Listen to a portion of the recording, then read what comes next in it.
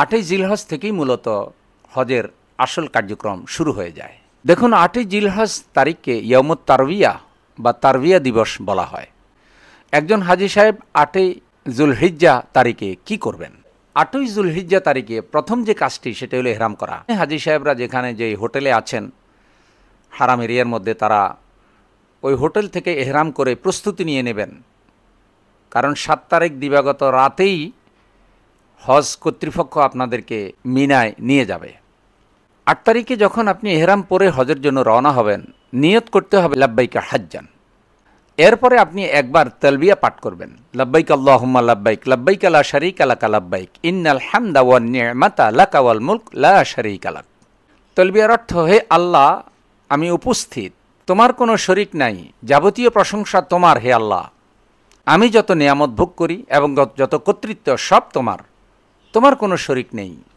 আইনের উৎস, ক্ষমতার উৎস, সব কিছুর উৎস তুমি হে মাবুদ। আমি তোমার সাথে কাউকে অংশীদার করি না। পুরুষরা তালবিয়াটা উচ্চ আওয়াজে পড়বেন আর মহিলারা নিম্ন আওয়াজে পড়বেন, যেন তার তালবিয়া তিনি নিজে শুনতে পান।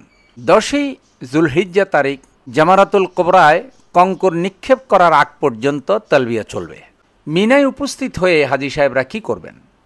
দেখুন, মিনায় ধারাবাহিক 5 ওয়াক্ত সালাত আদায় করা সুন্নাহ। জুলহিজ্জা মাসের 8 তারিখ জোহর, আসর, মাগরিব, ইশা এবং 9 তারিখ ফজরের সালাত মিনায় পড়ে যাওয়া হলো সুন্নাহ।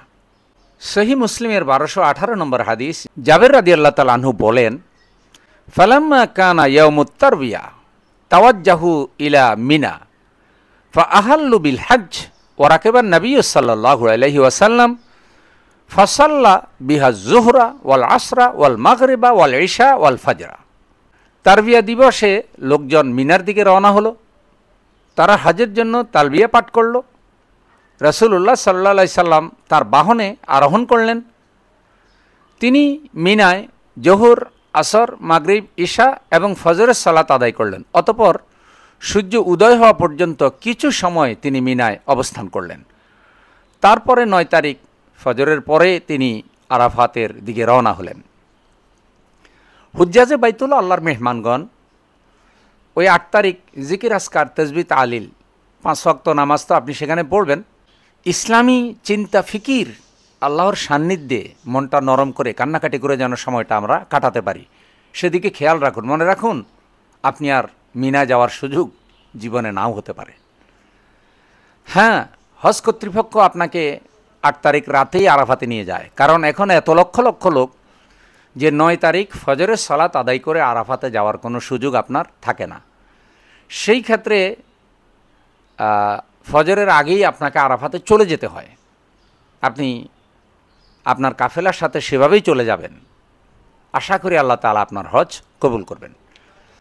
হজ কর্তৃপক্ষ আপনাকে যেভাবে পরিচালনা করে আপনি সেভাবেই নিজেকে পরিচালিত করুন।